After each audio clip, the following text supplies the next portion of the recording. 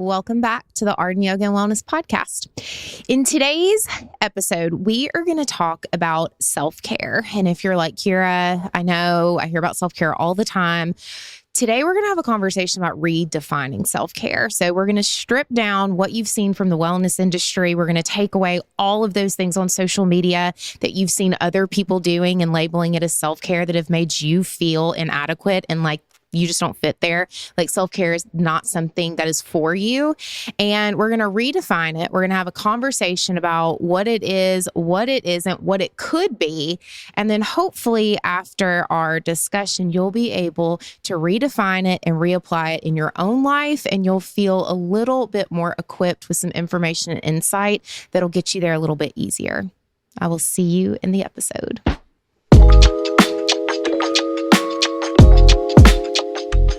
Welcome back to the Art and Yoga and Wellness podcast. I'm your host, Kira Whitaker. Today on the podcast, we are going to be talking about self-care.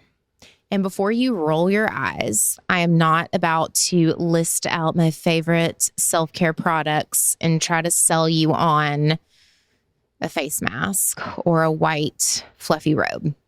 The reason we're talking about this today is because earlier this week, I was on a podcast. I was being interviewed. And one of the questions that they asked me early on in the podcast was my professional and also my personal opinion and definition of what is self-care.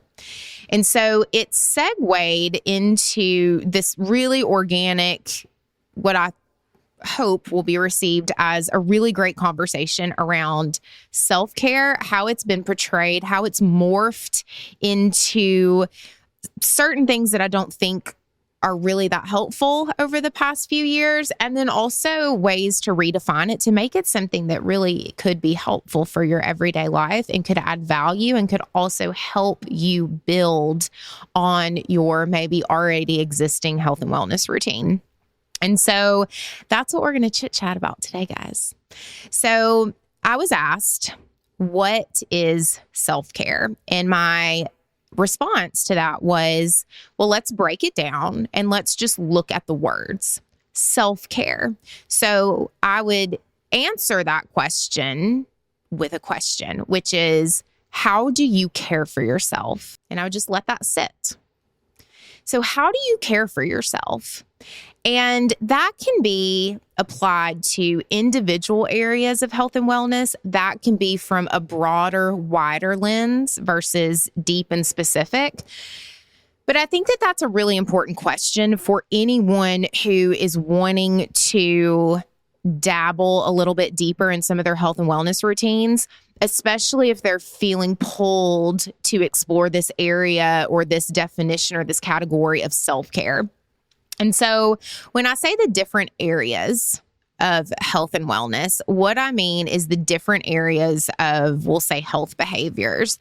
And I always go through this with my health and wellness clients. So any coaching client of mine, we dive really, really deep into this for the first few sessions, and then we refer back to it for the entire length of our time together. And the reason this is so important, guys, is because, and I've said it, I'll say it again, if you feel called out by it, then maybe, I don't know, maybe that's something that you need to journal about. I don't know. But you can have a really awesome exercise routine and be incredibly deficient in other areas of your health and wellness. That's why this holistic viewpoint of health and wellness is really important to address, and it's really important to look at. And so here are the different areas of health and wellness, and then we're going to specifically break down the self-care conversation. But I feel like we need this for context just so that everybody is on the same page of what I'm referring to. There are different breakdowns of this. Some of the language is different on different wheels or in different columns, depending on where you look. This one is from Vanderbilt Medical University in Nashville. That's where I did my health coaching training. And so I just referenced this one because I like it, but if it varies at all, don't get hung up on it.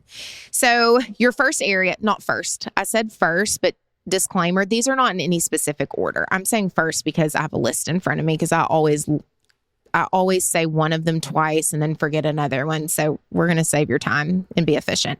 So spirit and soul, that's one area.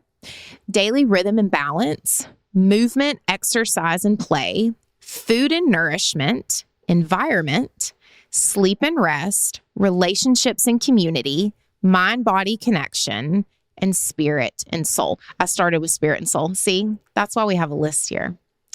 All right. So those are the different areas. So we'll reference back to those. So going back to what is self-care? So how do you care for yourself?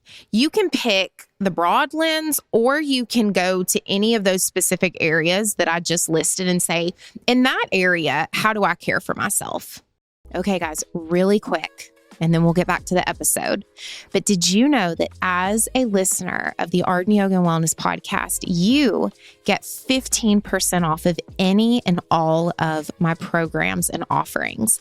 This includes the membership. It includes my one-on-one health coaching and mentorship program. It includes individual therapeutic yoga videos, everything. You can get 15% off of your purchase. All you've got to do is go to the show notes, scroll on down. You'll see a code that says use code ArdenPod15 at checkout. When you figure out what program you want to do at checkout, there'll be a little code box. Punch that in, you get 15% off. Now back to the episode. So you might say environment. So we'll talk right now. I'll give an example. So I am in my studio at our house that I do all of my recordings and I work from. And this environment is very important to me. So my surroundings here, because I work here. I work with clients here. This is also where I do my yoga practice at home. So a lot of energy is stored and a lot of energy is put out in this space for me. So how I care for myself in this environment is I have natural light. I also have a good temperature control. I have good airflow. Sometimes I will have an air filter in here.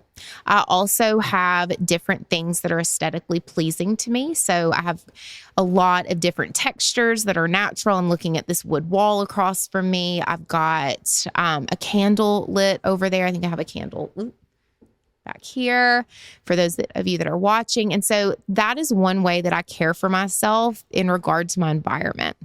And so that was just a random off the top of my head example, but you can see how you could ask yourself this question of how do I take care of myself in any of the categories that I listed? And so when I was talking about this on the podcast, some of the responses that I got as we were having this conversation were, I feel guilt and shame about self-care. It feels too luxurious.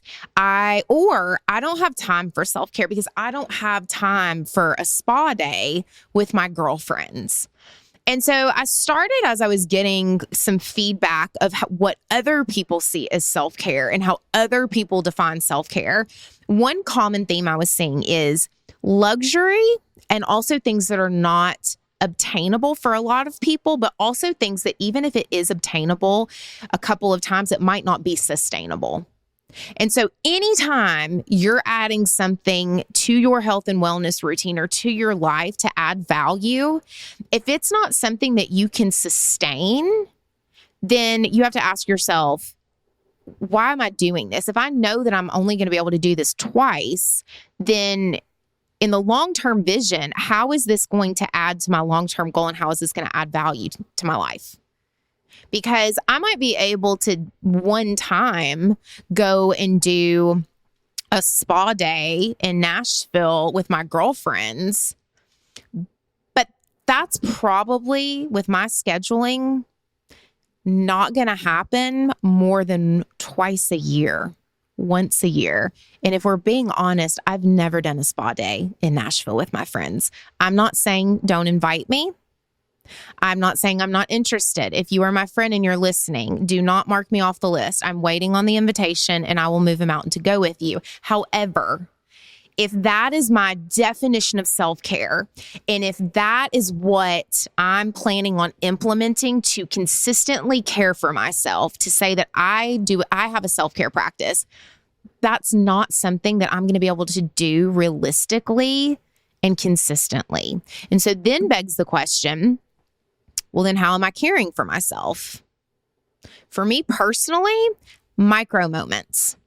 I care for myself a lot of times, you guys, and it is not luxurious. There is no white bathrobe with my initials engraved on it. There's no mud mask. There's no champagne. None of that. A lot of times for me, self-care is eating alone in my car before I pick the kids up. I'm nourishing myself. It's quiet. I'm being intentional with my food. Now, you might look at me and go, that's not self-care.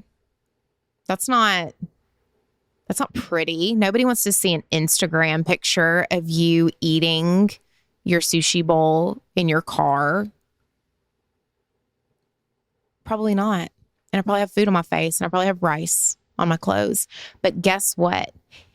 It is so nice for me to be able to sit with my meal and chew my food and drink my water in my car sometimes alone in the quiet, or listening to a podcast, or listening to music, or listening to a meditation. That is me and how I care for myself. There are days where my self-care, especially during the school year, I started doing this last year because my husband started taking the kids to school, and then I do pickup, where I will get them off to school and I will get everyone out the door and I will get back in bed, and I will, from a lot of times I'll count it down. I only have 7 minutes before I have to get up and I have to get ready to go into the studio to see clients or to get online and see clients via Zoom. And I will just drink coffee in bed alone. Is it luxurious? Is it grand? Is it something that someone would save on their Pinterest board? No, it's not, but it's how I care for myself. And so my invitation for you today is ask yourself, how do I care for myself? What does self-care mean to me? Not what it looks like. So if you stop saying, what does self-care look like and how will my self-care look? And start saying, how do I need to care for myself? What needs to be tended to? What needs to be cared for? What needs to be nurtured? Then you'll figure out exactly what your self-care routine is. And it'll probably blow your mind at how easy and doable it is. But it's got to be aligned with your values. And then you've got to use your own strengths to get yourself there.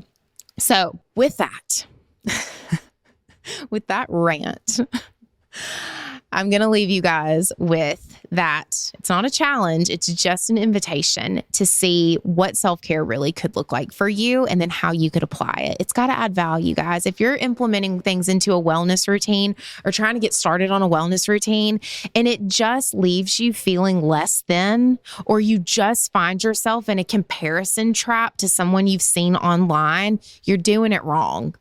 You are doing it wrong. You're not wrong. You're just going about it the wrong way. So I hope that this gave you some things to think about. I hope that it was thought-provoking and then it prompts you to just dig a little bit deeper to see how you need to take care of yourself. I will see you guys in the next episode, and I hope you have a great rest of your day. See ya.